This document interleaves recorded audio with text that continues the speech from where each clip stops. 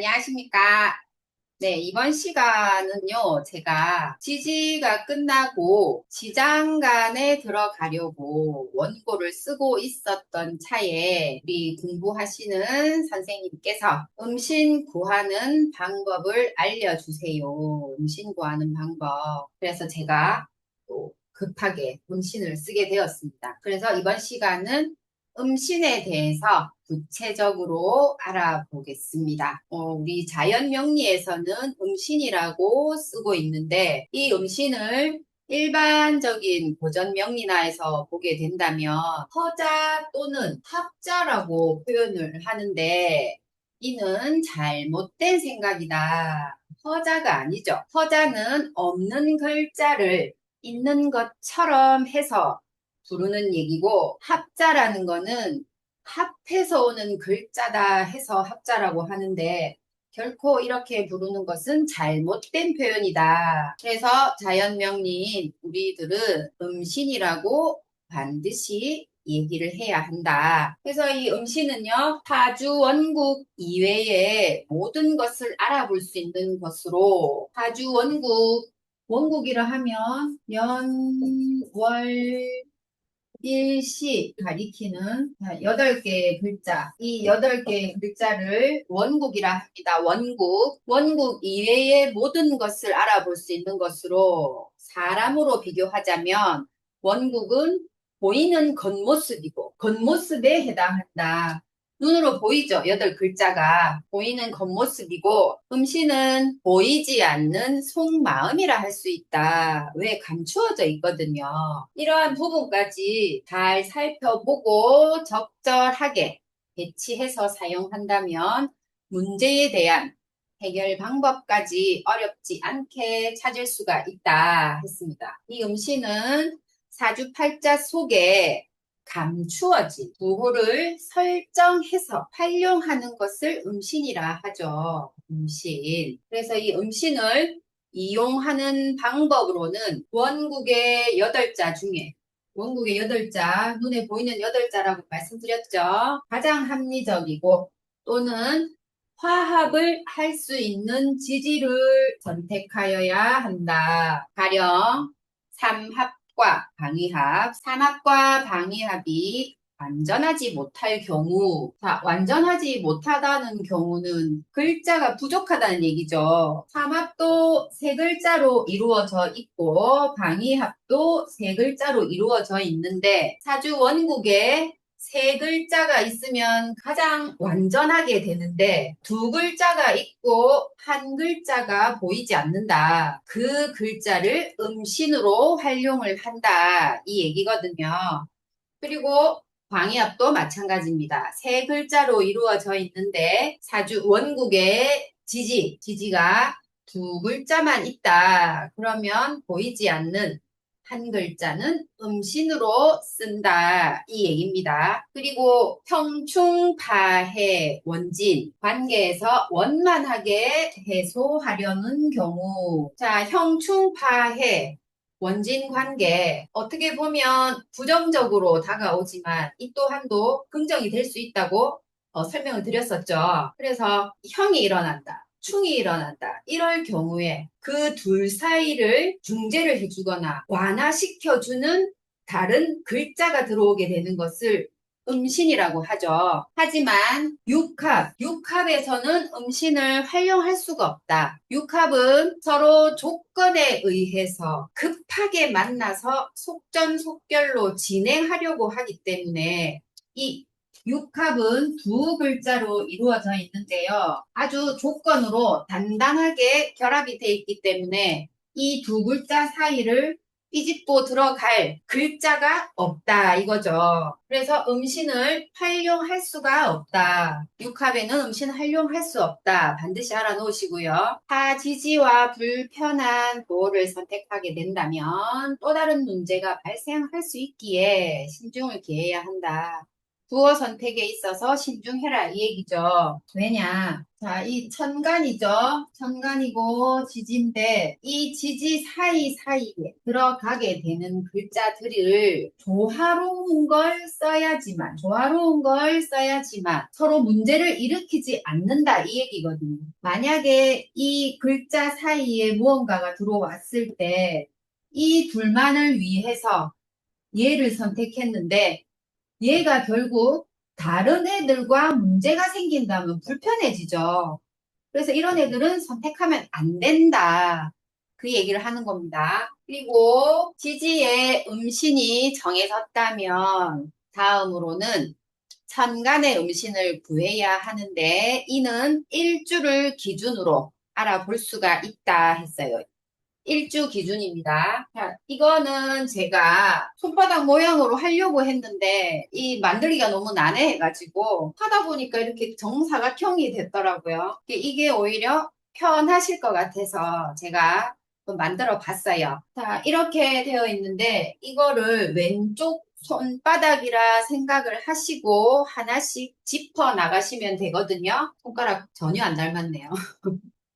자, 왼손의 검지 맨 아래쪽이 인으로 시작합니다. 그 위에 마디가, 지금 제가 카메라 때문에, 그 위에 마디가 묘, 진, 사, 이렇게 올라가죠. 오미, 신유, 술해, 자축. 딱 이 테두리로 12개의 지지가 다 들어가져 있습니다. 자, 여기서 인이 시작을 하고요. 여기서 축으로 끝나지게 됩니다. 저는 이거를 아주 오래 전에 이 공부를 할 때 어떻게 했냐면 그때는 따로 공부를 하고 할 그런 여유가 없었기 때문에 제가 손바닥에 요렇게 마디마디마다 볼펜으로 써가지고 돌아다니면서 보고 외웠던 기억이 납니다. 지금 보니까 새롭네요. 자, 일주를 기준으로 한다 했거든요. 일주를. 네, 제게 또 나왔네요. 자, 사주에서 맨 처음 나오는 이 연, 월, 일, 시가 있죠. 자, 음식 구하는 거는 일주를 기준으로 한댔어요. 일주를. 자, 그래서 이쪽으로 가게 되면 역행이 됩니다. 왜? 과거형으로 가죠. 과거형으로 가고 일주를 기준으로 뒤로 갑니다. 뒤로. 요거는 순행이죠. 순서대로 가니까. 순행이라서 미래가 될 수 있죠. 자, 여기서 이제 음신을 찾는데, 자, 지지를 보니까 눈에 띄는 게 있죠. 인신이 충을 합니다. 그러면 이 둘 사이 치고받고 하는 이 충, 둘 사이를 완화시켜주고 에어백 같은 구실을 하는 가장 적합한 부호는 진토입니다. 지지는 구해졌죠. 그런데 이 위에 오는 천간의 음신은 모른다. 이제 이거를 우리가 구해야 되는 게 숙제인데, 자, 일주 기준으로 해서 지금 쪽으로 들어가져 있습니다. 해서 뒤로 돌려야 되겠죠. 역행으로 갑니다. 역행. 자, 다시 볼게요. 자, 그래서 여기 갑신이 왔고 뒤로 가야 된댔죠. 뒤로.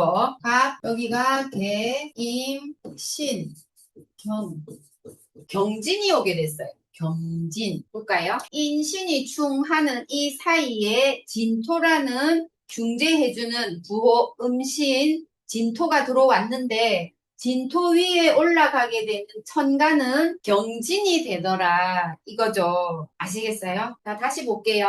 천천히 해보세요. 천천히. 제1주가 갑신이죠. 인과 신을 충하는 사이에 중재시켜주는 음신 부호는 진토라고 찾아졌습니다. 찾아졌는데 진토 위에 올라오게 되는 천간의 음신 부호는 월주와 일주 사이에 들어와야 되는 글자이기 때문에 역행이라 했죠. 역행. 자, 여기서 역으로 가는 거죠. 역으로 가면 가, 개, 임, 신, 경진이 오게 되죠. 이렇게 찾아간다 이겁니다. 경진이 오게 된다. 만약에 술토가 오면 어떻게 돼요? 할 수 있잖아요. 술토가 오게 되면 그 위에는 무슨 글자가 올라가지나요? 하죠. 자, 인신이 충하는데 진토도 좋고 또 술토도 좋습니다. 두 가지 제가 지금 예를 들어보는데 술토였을 때는 위에 어떤 글자가 올라오냐? 자, 이거 역시도 역행으로 가야 되겠죠. 자, 갑신에서 출발을 합니다. 역으로 간다 했죠. 자, 개, 이 임, 신, 경, 기, 무, 정, 병, 을. 갑술이네요. 천간을 역으로 돌린다는 얘기입니다. 갑, 개, 임, 신, 경, 기, 무, 정, 병, 을, 갑술이 나왔어요. 그래서 여기는 갑술이 온다. 자, 이 뒤쪽 편으로 오게 된다면 반대로 순행을 하면 되겠죠. 또 하나 예를 들어볼까요? 어저께 우리 선생님 한 거 경술. 자, 경신일주입니다. 경신에서 자, 시주 방향으로 보니까 신술이 나왔는데 물론 신술 금은 됩니다. 하지만 한 글자가 여기 빠졌죠. 신유술로 가야 되죠. 신유술로 가야 되는데 유금은 찾았어요. 찾았는데 이제 이 위에 글자가 뭐가 오느냐. 자, 유금 찾았죠. 그리고 일주가 경신이랬어요. 얘는 자, 시주 방향으로 가니까 순행이죠. 순행이기 때문에 바로 한 칸만 넘어오면 되네요. 그러면 얘도 순행을 가니까 경신으로 가지니까 신유가 오게 되네요. 신유. 자, 순행 방향, 역행 방향 또한 일주 기준으로 나뉘어지는데 다시 정리를 해볼게요. 연주가 있고 월주, 일주, 시주가 있습니다. 지금 사주에 각 기둥이 다 서 있죠. 자, 여기서 음시는 일주를 중심으로 하는데 일주 중심으로 앞쪽에 있는 글자 사이에 오게 된다면 이거는 역행으로 간다. 지나온 과거죠. 과거형이기 때문에 역행으로 간다. 역행이라 함은 천간을 역으로 돌린다는 얘기고, 자, 일주를 기준으로 해서 여기에 들어오든지 여기에 들어오게 되는 지지 음신이 있다. 그러면 이거는 순행 방향, 순행이고 얘는 미래로 가죠. 미래로 가기 때문에 천간을 순행 방향으로 돌린다. 경신, 임계 이런 식으로 순서대로 가는 거죠. 순서대로.